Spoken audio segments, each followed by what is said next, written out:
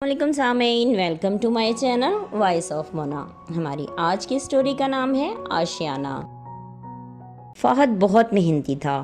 उसने चचा के घर शादी करवाई। मलीहा बहुत अच्छी थी। दोनों को एक दूसरे से बड़ी मोहब्बत थी। ज़िंदगी अच्छे से गुजर रही थी, मगर बुरा वक़्त बता के नहीं आता। ऐसे ही हुआ उनके साथ। फ़हद अचानक ही नशे में पड़ गया। पहले तो पता ही नहीं चला, लोगों ने बताया और पकड़वा भी दिया। फिर मलीहा के घर वाले उसे ज़बरदस्ती घर वापस ले गए। अब फ़हद को मिलने भी नहीं दिया जाता था।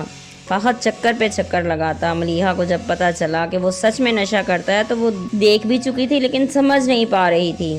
फ़हद ने बोला छोड़ दूंगा, फिर भी कोई राज़ी नहीं हुआ। मलीहा खुद भी अभी नहीं जाना चाहती थी। उसका यकीन उठ गया था। वो सोच भी नहीं सकती थी कि फ़हद इस तरह नशा करने लग जाएगा। वो अपने साथ मलीहा की ज़िंदगी भी तबाह करने जा रहा था। वो अब नहीं जाना चाहती थी। फ़हद ने अस्पताल दाखिल होकर अपना इलाज करवाया। फिर वो सही हो गया कुछ अरसे के बाद और वापस घर आ गया। फिर वो मलीहा को लेने गया और वापस ले आया। मलीहा ने कहा ये घर हमारा आशियाना है, ये तबाह हो गया तो हम कहीं के नहीं रहेंगे। वो समझ गया था। अब उसने अपना काम शुरू कर दिया और घर पे तवज्जो देनी शुरू कर दी। सब उसका ख्याल रखते, ख़ास तौर पर मलीहा के अब्बू। उन्होंने साफ बोल दिया था कि अगर कोई हरकत की तो माफ़ी नहीं मिलेगी।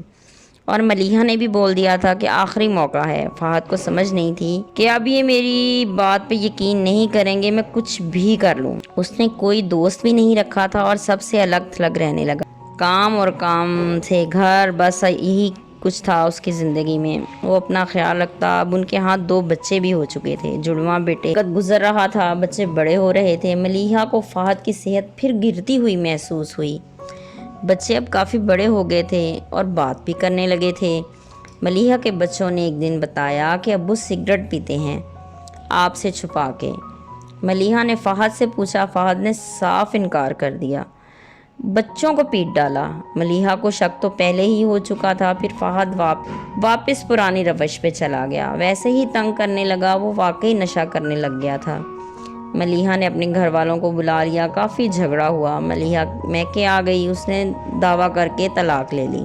बच्चे भी मलीहा के पास आ चुके थे, क्योंकि कोर्ट ने फ़हद के नशे की लत की वजह से बच्चों की कस्टडी मलीहा को दे दी थी। मलीहा अब मेट्रो ट्रेन में जॉब कर रही है, बच्चे पाल रही है और वो माँ के साथ ही रहती है। आशियाना तो टूट गया, मगर उसमें बहुत हिम्मत है। वो बच्चों के साथ खुश है और उन्हें किसी चीज़ की कमी नहीं आने देती। अल्लाह करे वो उसके ताबेदार निकलें, कहीं उसकी मेहनत भी ज़ाया ना चली जाए। जीते रहिए, खुश रहिए। मिलते हैं अगली कहानी के साथ।